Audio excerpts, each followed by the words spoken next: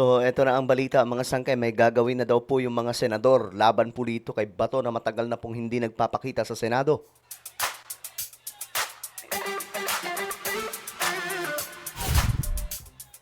Yo guys, what's up? This is me. We are back dito sa ating YouTube channel. Magandang oras po sa lahat ng mga nanonood ngayon.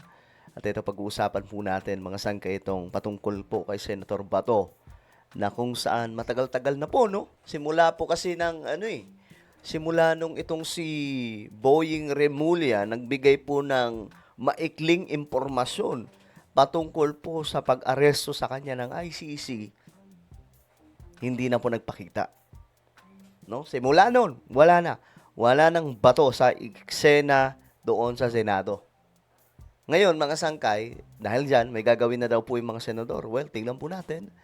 Anyway, bago tayo magtuloy-tuloy sa mga hindi pa po dyan nakakapag-subscribe, makikita nyo po yung subscribe button sa baba ng video na to. I-click nyo lamang po yung subscribe, i-click ang bell, at i-click nyo po yung all. Sa mga nanonood po sa Facebook, guys, i-follow nyo po yung ating Facebook page. Okay. Ito na nga po ang nangyari. Tingnan po natin itong balita. Kasi ayon po dito,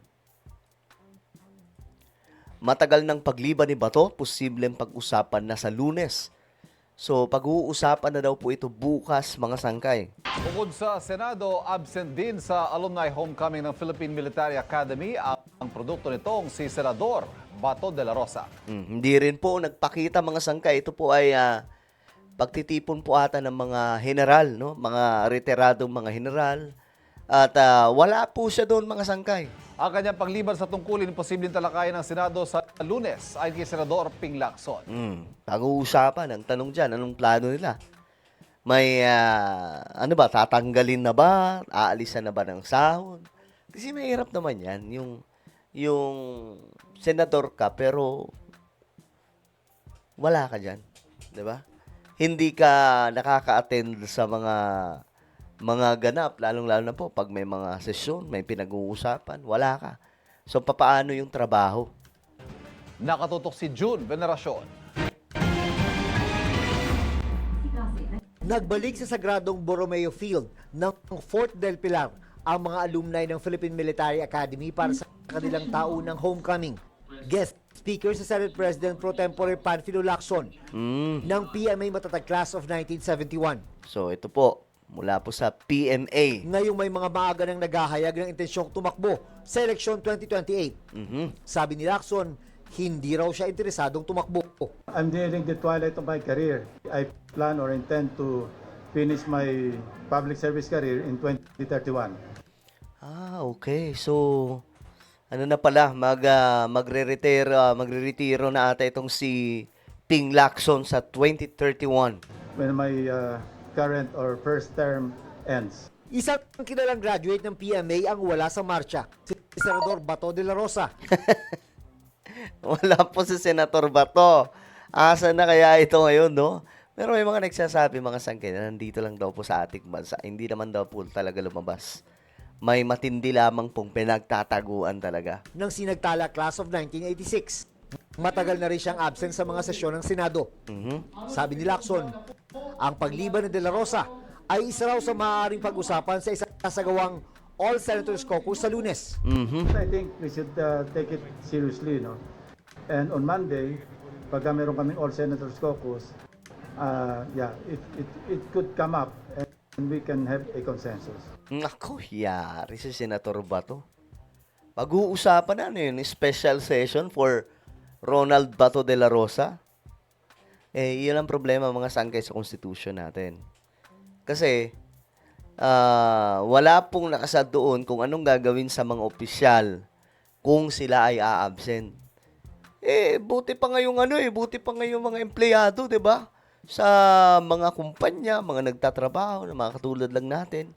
Pag absent ka, kakaltasan yung sahod mo. Dito, mga sangkay, biruin mo, nakakulong ka na.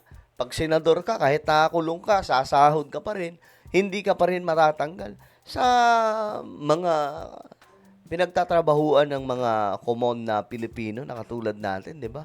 Kapag ka nagtrabaho tayo sa mga kumpanya, kapag ka hindi na tayo pumapasok, talagang sibak ka. Dito, matindi.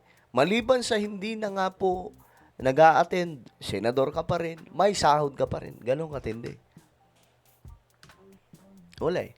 Yung institution po kasi talaga natin may problema eh. Bukod sa issue kay De La Rosa, pag-uusapan din daw sa All Senators Caucus kung paano nila pakikitunguhan ang Chinese Embassy sa ilalim ng bagong ambassador na si Ching Chuan.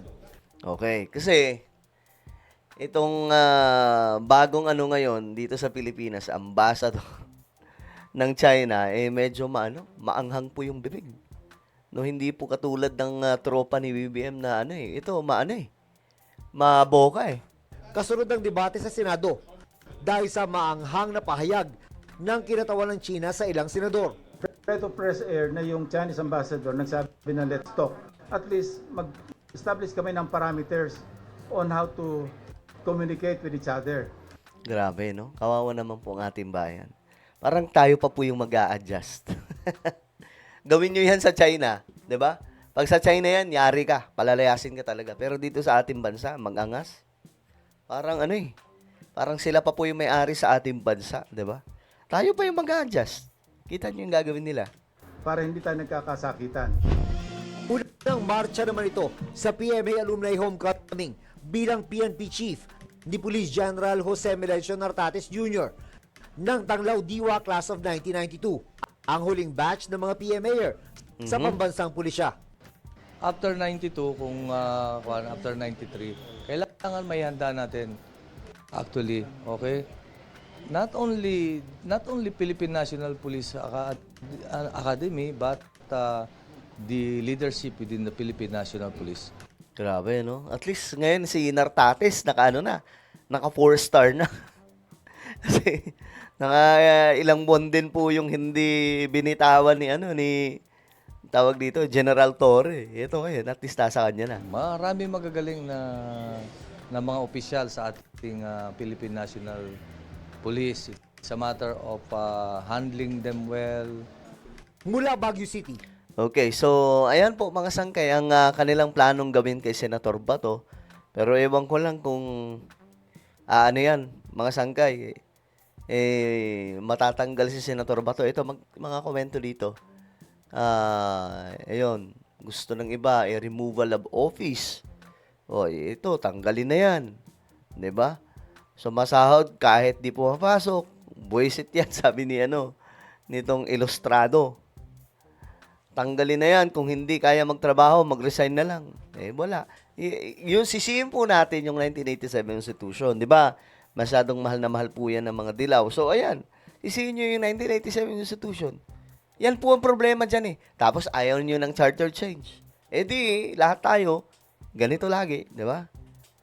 Ang bihira. Well, ano po ang inyong opinion? Comment down below. Meron po tayong YouTube channel. Ito po ay Sangkay Revelation. Hanapin nyo po ito ngayon sa YouTube.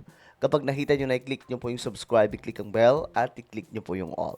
Ako na po ay magpapaalam. Mag-iingat pong lahat. God bless everyone.